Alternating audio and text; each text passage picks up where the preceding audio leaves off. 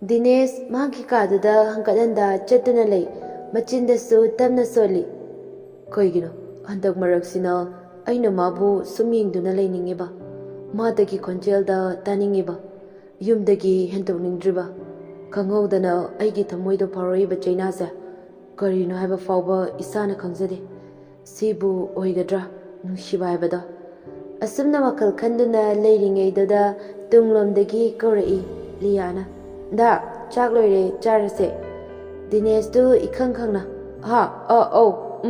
hoi lage hoi dada adadi ai chak thang to mage ko hoi asi airam laga masu thokre ai subo ko ek chope tawra da bane ise asumna masu murum solaga masu makada kumthari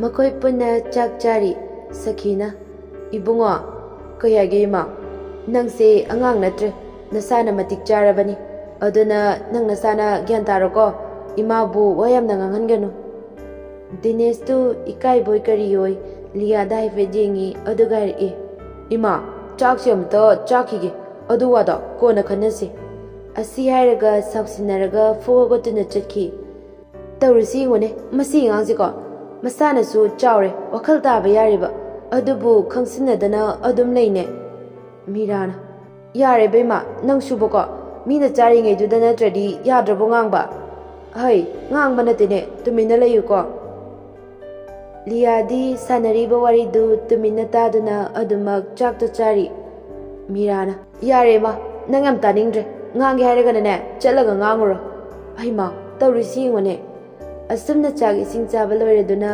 magi thabak chanakre liya matomta yumduda lehewi yumgi kekele haiduna thabak tawba yabasingdu tawsili aduga machinda soli asigi pakhang sarishna nupi thibrasu thide adum kaidorino khangdeme mafi marone kaina tawrisi ngone asumna thabak singdu leseli ngyak leiraba tungda Dinesh halai Dineshna tabro nang amukta lao ke hage kaino chaba yaba mata semo Oi, asi hairam laga Dinesh magi kada changki liya machinda murum sojje koino khangdeme makok chakpra khangde law dana koweme suno chubra khangdeme asumna ngang duna chana badu puduna Dinesh ki kaduda lai sida leire oduda thamo table da thami aduga masu thokige dawi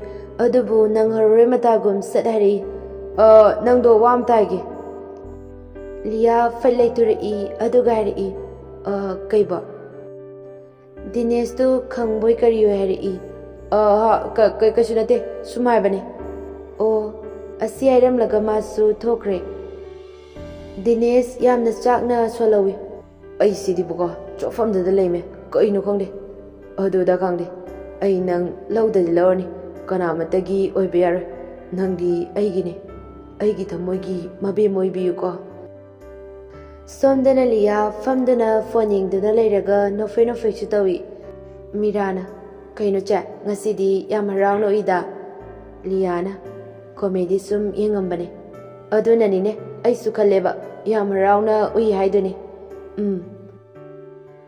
Sakina hai noibu kana legene liyana ine ke hage ising glass amata puthoro ahinine hai ibungo nangbu tabrene sida mukta lao kayage ma amu urau tharariduna nangse kamaina ngangna sebano ima wayamna ngangsu ngangangano nasana babtaw ko nangangang natrabani ko ima nacha se yam angang oiri ko nupi thiba kaina yam taningdiye hanuraba nangse angang neba asi hairaga wantha duna noi aduga ri angang amu saningiba hanuraba nangna aise angang natradi ahalo ai biyamna ahangi tapta akoi masidi sono churaba khangdeme asi hairam laga fogo tuna chatki tawrisi ngone mase asumna numitusu hawkhre ayukni liya chak thongi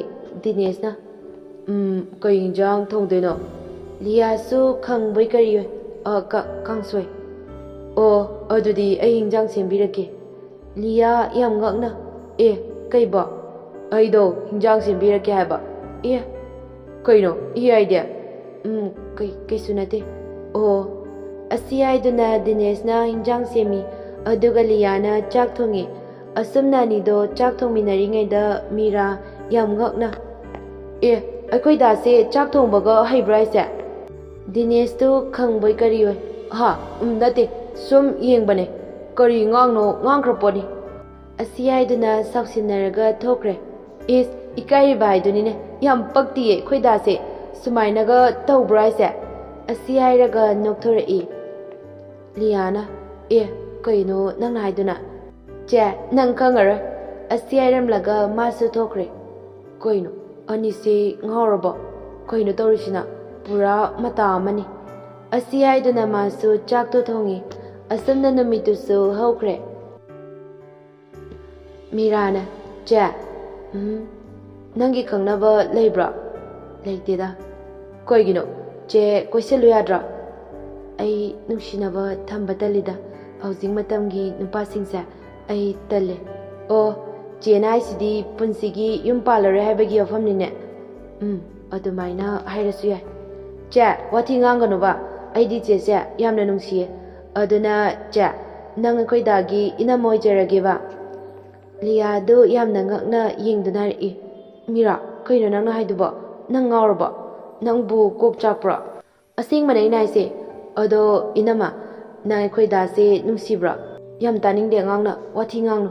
Taningde ko nangna ngangthorakpasima ko kiraba ngakta. Mira do law duna tholai. Aigi nama nungsibi nangse nungsibana. Lia su tanari. Nangda furageda. Kari ngangno khangde me. Kiraba ngakta ngangi me. Asibu mina taraga kaino ba khandese. Nangai ko nang. Asumna law duna tholakpani. Dinesu kaidarabana haiduna yengba tholakpani. Adubu ure aniduna taunariba moongdu. Adubada masu karomdagi lakpa minokno khangde.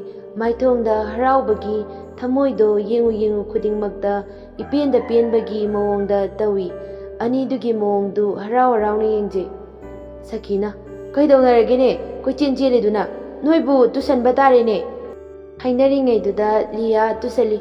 Ayoma sire. Ngasai makei nofei taraga yengduna leizaramba nupadu yam pakhatna chensilai aduga kaidaurage kayam soke. Lia su ikaina tamna hairi. Kaisu tawdeda. Adubu mapungningda khanje. Masi ngangse khanglidana. Mana ibu chophanba. Ngasai law khongdana tawri myamda. Madi amata khangda zalane. Hainaringaiduda Dinesh yamna pakhatna. Kayam soke. Thoina sopanatiye.